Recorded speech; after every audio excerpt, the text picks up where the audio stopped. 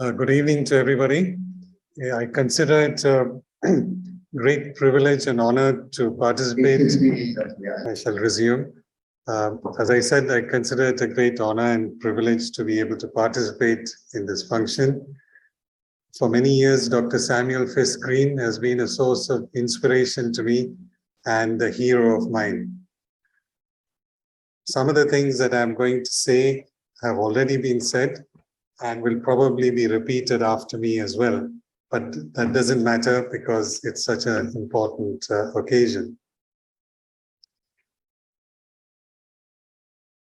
The first American missionaries arrived in Jaffna in 1813. And even though the Portuguese, the Dutch, and the British had ruled this island for hundreds of years, it was with the arrival of the American missionaries that for the first time Western medicine was made available to the civilian population of this country. So we owe them a great debt for their services. There were many like John Scudder, who arrived in 1820 and set up a dispensary in Pandatharapu. The house is there for those who are interested in seeing it, and many after that as well. And of course, the hero of today's commemoration, Dr. Samuel Fisk Green, who was born 200 years ago in Worcester, Massachusetts, and at the age of 23 graduated from the New York College of Physicians and Surgeons. He decided very shortly after qualifying as a doctor that he wanted to be a medical missionary based on his deep faith. The American mission then decided to send him to Jaffna.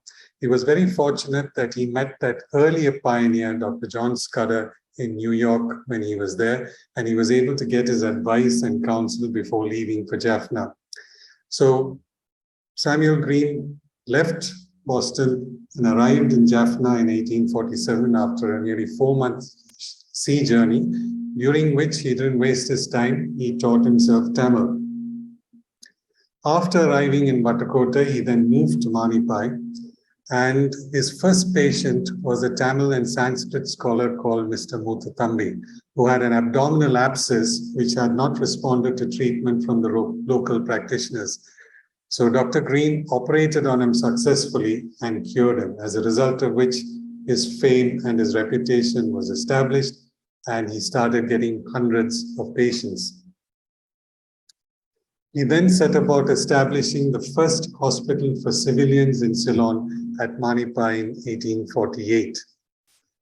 It is now the Green Memorial Hospital.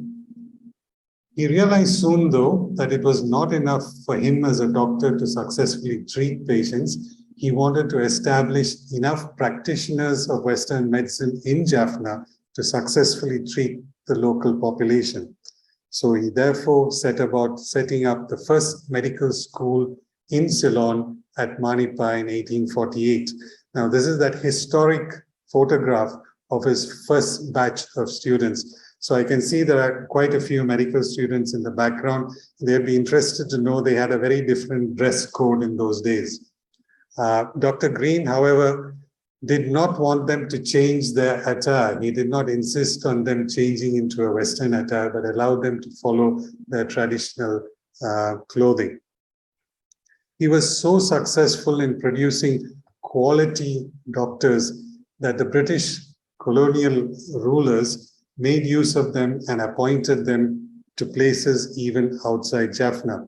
And the high quality of training is vouchsafed for by the chaplain to the Bishop of Colombo at that time, who on a visit to Jaffna met one of Dr. Green's graduates at Jaffna Hospital, and he observed that doctors trained by Green possessed acquirements equal to the majority of the young men who enter the medical profession in England. That was indeed high praise, and it reflects on the quality of the training as well as on the quality of the trainees. I'm sure that the graduates that are produced by this faculty today are of an extremely high standard, and we don't need to compare them with anybody elsewhere. As a result of the success of his training, however, Green encountered new challenges. Because the British were appointing them outside Jaffna, there were less doctors in Jaffna. So he took the momentous decision to switch from English medium training to Tamil medium. And this was for two main reasons. One was he felt because the local population spoke Tamil, doctors trained in Tamil would be able to better communicate with them.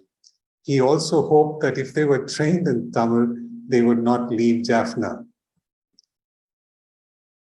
As has been said, he has translated many books of his day, the medical books of his day, into Tamil.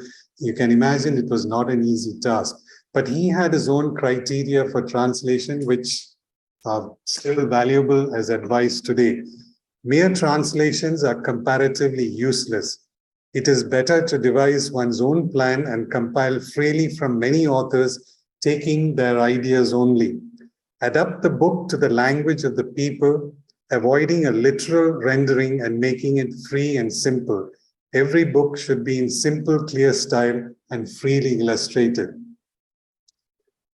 These are the list of the books that he translated: anatomy, physiology, surgery, obstetrics, and he of course wrote some of his own handbooks in Tamil as well.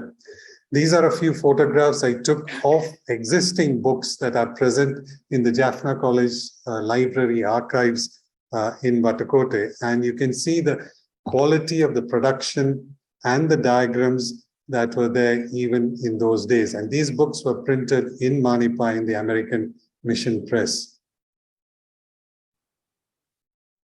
Now, these books were not just used in Jaffna, they were sent to South India as well, where they were used.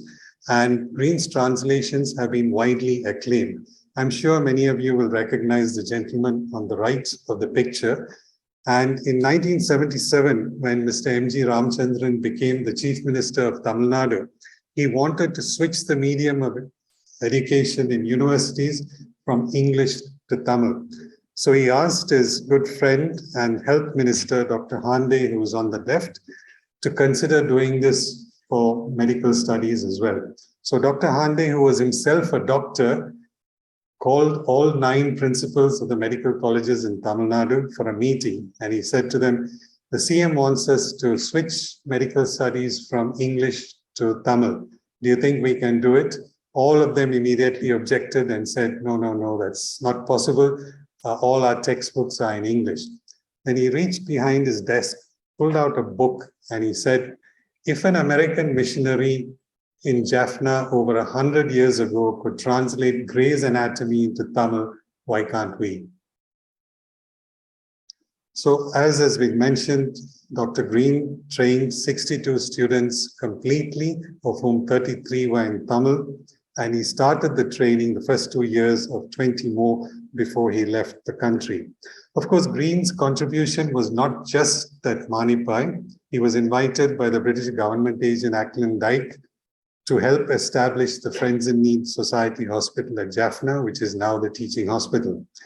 He was the first visiting surgeon there and superintendent for many years, and his doctors were staffing the hospital till 1907.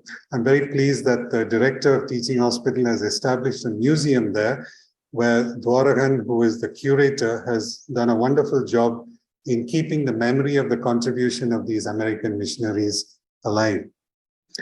The connection between these two hospitals is long-standing and strong, and never better illustrated than in 1990, when during the Civil War, teaching hospital suffered considerable damage from shelling from the army camp, and it was not possible for the hospital to continue functioning there. The hospital administration approached the church and asked them whether teaching hospital could relocate temporarily to Green Memorial Hospital, to which the church authorities very happily agreed. So in a dramatic way, the two hospitals that Dr. Green was responsible for starting became one for a period of time. Dr. Green's contributions cannot be overstated. His legacy in education and health is tremendous. And this was recognized by Dr. James Luce, who was the colonial surgeon and first principal of the Colombo Medical Faculty. In a letter to Dr. Green in 1873, he said, "The work we are carrying on in Colombo is a work in which we are humbly imitating you. Medical education in Ceylon is deeply indebted to you and your predecessors." Unfortunately, with Green's departure in 1873, a couple of years later, the medical school in Manipai closed as a result of lack of funding and also because the Colombo faculty had been started. And Jaffna had to wait for over 100 years to get its next medical school. Even after leaving these shores, Dr. Green always thought of Jaffna and its people. And he passed away on the 28th of May, 1884. And in his last will, he said, "Should I ever have a gravestone, let it be plain and simple and bear the following inscription: Samuel Fisk Green, medical evangelist to the Tamils, Jesus my all." His wishes were honored on the gravestone in Rochester, in Massachusetts. The government of Sri Lanka, to honor his services, released a special stamp in 1998 at the time of the 150th anniversary of Green Memorial Hospital. In closing, I would like to quote from the poem by the famous American poet Henry Wadsworth Longfellow. "Lives of great men all remind us we can make our lives sublime, and departing leave behind us footprints on the sands of time." Footprints on the beach can be washed away easily by the waves, but I'm sure that the footprints planted on the soil of Jaffna by Dr. Samuel Fisk Green will remain forever as long as we continue to cherish and value his contribution. Thank you.